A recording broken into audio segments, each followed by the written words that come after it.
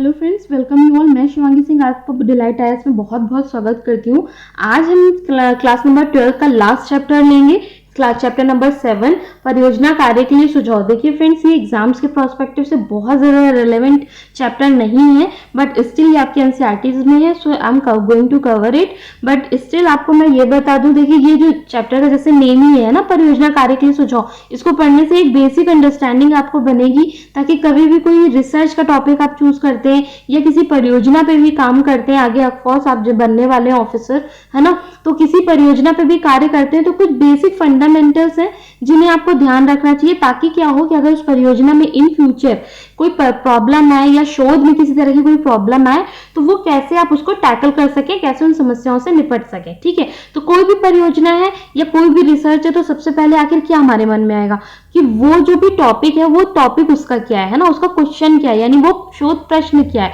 यानी अगर आप परियोजना बना रहे हैं तो वो परियोजना के अंदर आप किस चीज पे काम करने वाले हैं, सबसे बड़ा इंपॉर्टेंट तो यही ज्यादा है ना, है ना, कि आखिर किस टॉपिक पे आप काम करने वाले हैं। तो वो चीज है कि सबसे पहले हम जानेंगे कि शोध प्रश्न आपका क्या है, फिर जानेंगे कि उसकी पद्धति आप कौन सी चूज करेंगे। यानी कि कहने का है कि ऑफकोर्स जैसे कि आपकी कोई भी स्ट्रैटेजी है, ठीक है, आपने प्रश्न तो चूज कर लिया, लेकिन उसकी जो बेस्ट स्ट्रैटेजी है आप उसको चूज करना चाहेंगे ना, तो उसकी बेस्ट स्ट्रैटेजी क्या है वो चीज आपको पता होना चाहिए। ठीक है, उसके बाद में जैसे कि अगर जैसे आपका एग्जाम भी है, मान लीजिए आपने कोई एग्जाम आप देने जा रहे हो, तो आपको पता है कि उसकी स्ट्रैटेजी मेरे लिए क्या होनी चाहिए, ठीक है, उसके सिलेबस की आपने सब कुछ जान लिया, बट ये भी तो बहुत इंपॉर्टेंट है ना कि आप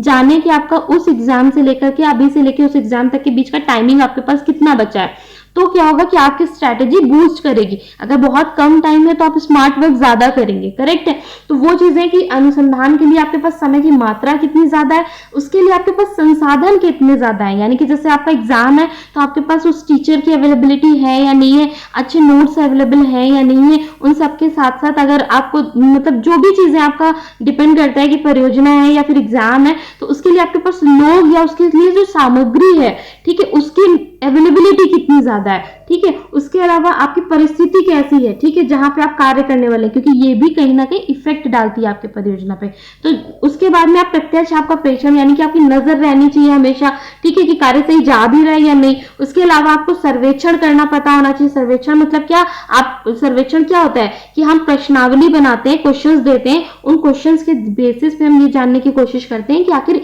इसकी इंपॉर्टेंस कितनी है, उसके बाद हम डिसीजंस को लेते हैं। ठीक है, तो ये कुछ सुझाव थे। इसके आगे हम देखते हैं कि आखिर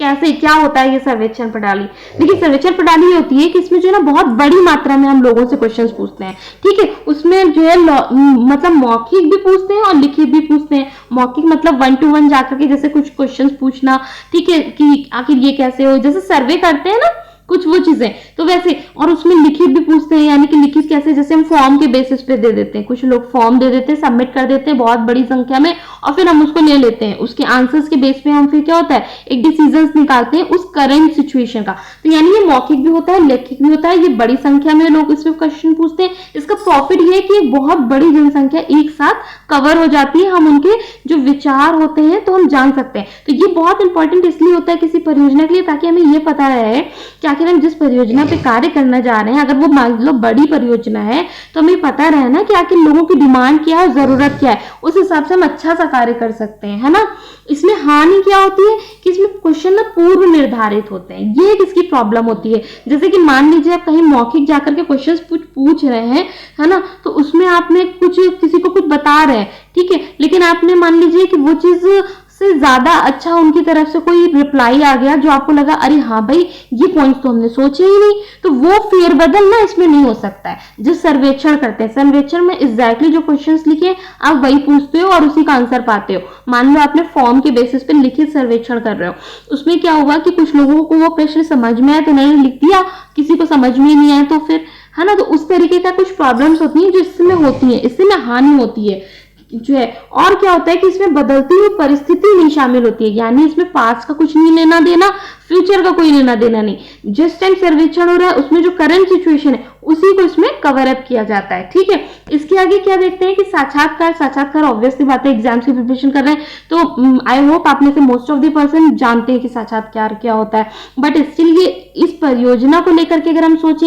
ये किसी शोध को लेकर के सोचें तो कैसे सोचते हैं कि साक्षात्कार क्या होता है कि किसी व्यक्तिगत रूप से किसी का भी लिया जाता है। जैसे सर्वेक्षण में हम एक बड़ी संख्या को कवर कर सकते थे, राइट, लेकिन इसमें क्या है, छोटी संख्या को हम कवर करते हैं। इसमें व्यक्तिगत रूप होता है, इसमें प्रश्न पूर्व निर्धारित भी होते हैं और परिस्थिति अनुसार चेंजेस होते हैं, ठीक है। ये छोटे कम समय के लिए भी चल सकता है, ये बहुत लंबे समय यानी अधिक गहन हो सकता है, कई कई घंटों तक साक्षात्कार चल सकता है। इट जस्ट डिपेंड कि साक्षात्कार लेने वाला इंसान साक्षात्कार देने वाले इंसान में कितना इंटरेस्ट ले रहा है, करेक्ट है। इसमें लचीलापन होता है, वही बात है कि इसमें परिस्थिति अनुसार होता है, यानी कि सामने वाले के पर्सन का अगर रिप्लाई सही आ रहा है तो उसके क्वेश्चंस में अगर हमें इंटरेस्ट आ रहा है, उसके आंसर्स में इंटरेस्ट आ रहा है तो इंटरव्यूअर क्या करेगा और क्वेश्चंस पूछेगा अगर वो जानने में इंटरेस्ट ले रहा है उसको और ज्यादा। तो जैसे कि इसमें ऐसा नहीं है कि फिक्स्ड होता है बल्कि एक लचीलापन ओपन होता है, मीन्स उसमें चेंजेस कर सकते हैं। इसकी बस हानि क्या होती है कि इसमें ना जो ज्यादा लोग शामिल नहीं होते। तो जो एक परियोजना अगर कोई बड़े लेवल की है या कोई शोध बड़े लेवल का है तो उसमें थोड़ा सा साक्षात्कार थोड़ा प्रॉब्लम करता है, लेकिन प्रेक्षण बहुत इंपॉर्टेंट होता है, यानी नजर रखना, अपनी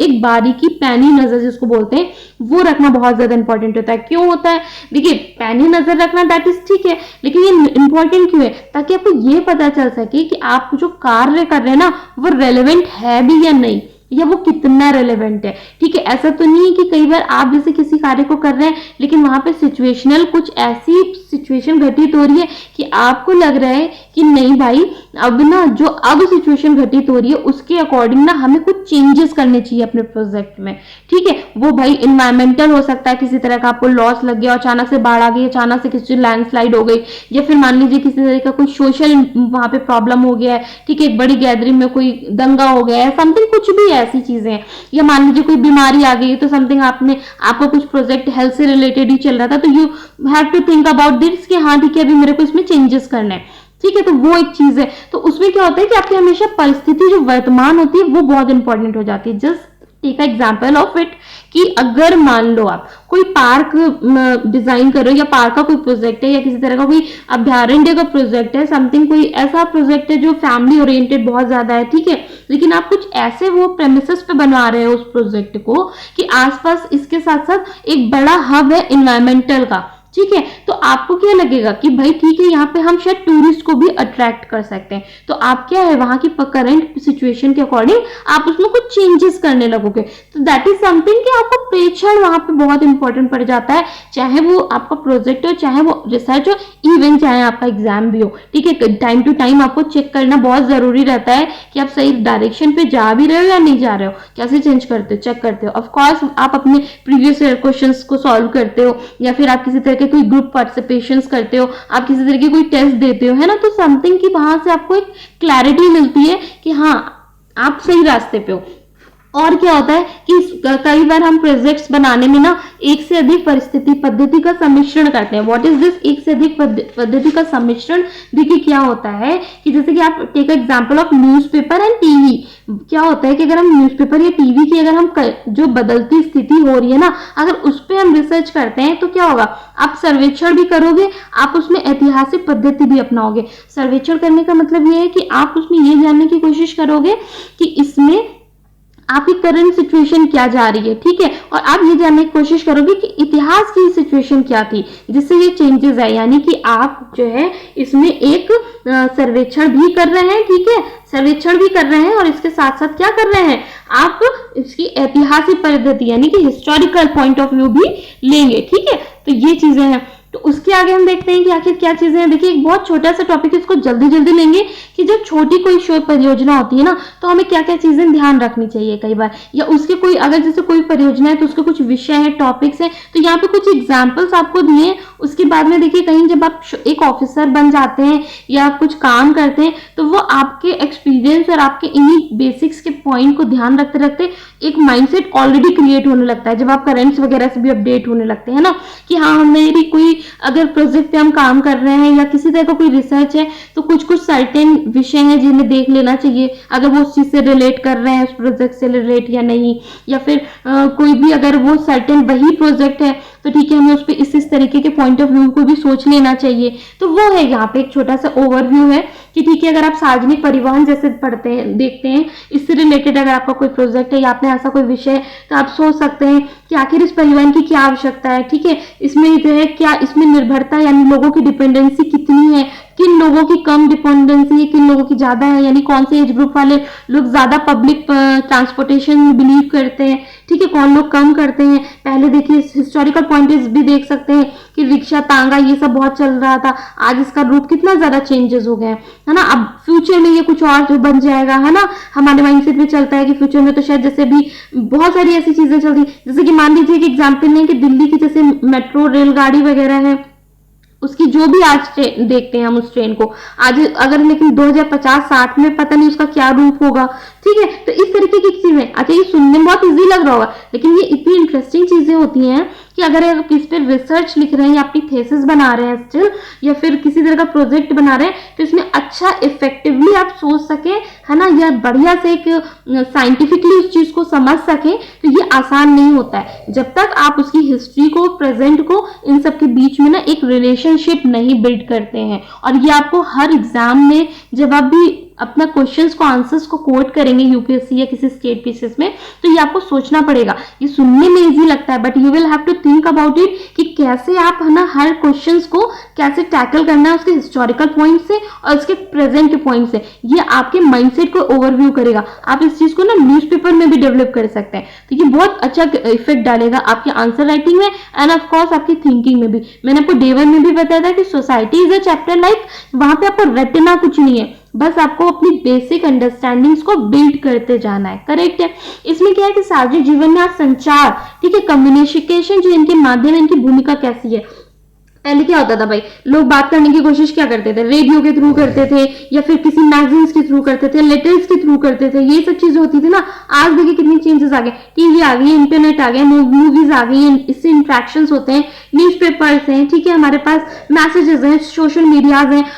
मोबाइल है, कॉल्स हैं, ठीक है, ईमेल है, इंटरनेट है। तो इन सब चीजों ने क्या है, लाइफ को एक दूसरे के, लोगों को एक दूसरे को बहुत क्लोज ला करके खड़ा कर दिया है, ठीक है। तो हम यहाँ पे देखते हैं, अब इसके साथ सिर्फ इतना ही नहीं है, पॉजिटिव इम्पैक्ट्स नहीं है, इसके नेगेटिव इम्पैक्ट्स भी हुए हैं कुछ कुछ, है ना, जैसे जाति संघर्ष है, धर्म संघर्ष है, ये सब बढ़ गया है, इसमें इफेक्ट आया है, कहीं कम भी होता है, तो वो भी चीजें क्या है, सोशल मीडिया और एक कम्युनिकेशन, इन चीजों में अचानक से इफेक्ट डाल रहा है, ठीक है। और क्या है कि पर्यावरण है, शिक्षा है, खेलकूद है, कोई प्रोग्राम्स है, इन सब पे भी वो धीमे धीमे ग्रेजुअली इफेक्ट्स कर रहे हैं। तो ये सारी चीजें कि आखिर इनकी भूमिका कितनी, क्या थी, क्या है और आगे कैसे होगी, इसमें कैसे चेंजेस आ रहे हैं, कौन से एज ग्रुप वाले लोग कम यूज करते हैं, कौन से ज्यादा यूज करते हैं, तो वो हमें जानना है। जैसे कि आप देखेंगे ना कि आज हमारे उपकरण, घरेलू कार्य के जो है, इन सब में कितने हैवी चेंजेस आ गए हैं। फैमिली में आप देखते हैं, आपकी फैमिली में TV, fridge, oven, washing machine, iron, stove, mixie, toaster, pressure cooker या किसी तरह का फूड प्रोसेसर, ये सब कितना इजीली यूज होने लगा है ना। लेकिन आज के टाइम पे अगर आप अपनी दादी वगैरह के टाइम में देखें तो इतना इजीली इन चीजों का यूज नहीं था ही नहीं, बल्कि जिनके पास होता था वो बहुत बड़े लोग होते थे, है ना। ऐसा मैंने ऐसा ही सुन रखा है, क्योंकि मैं जिस फैमिली से बिलोंग करती हूँ उसमें बहुत पहले से ये चीजें थी। तो मतलब सुनने में आता है कि हाँ, सबके पास ऐसी चीजें नहीं अवेलेबल होती थी, इजीली नहीं होती थी, मतलब होती थी बट इजीली नहीं होती थी। बट आज के टाइम पे अगर आप देखेंगे तो ये चीजें सबके पास क्या है, बहुत ही इजीली अवेलेबल है ना। तो वो चीजें, वो चेंजेस कैसे आ रहे हैं, ठीक है। आप देखिए कि इसमें क्वेश्चन रेज होता है कि जैसे कि कौन से एज ग्रुप वाले लोग ज्यादा यूज करते हैं, या मेल ज्यादा यूज करते हैं, इनको फीमेल्स ज्यादा यूज करती हैं, या ओल्ड एज पीपल ज्यादा यूज करते हैं, किड्स ज्यादा यूज करते हैं। या फिर आप क्वेश्चन एक सोच सकते हैं कि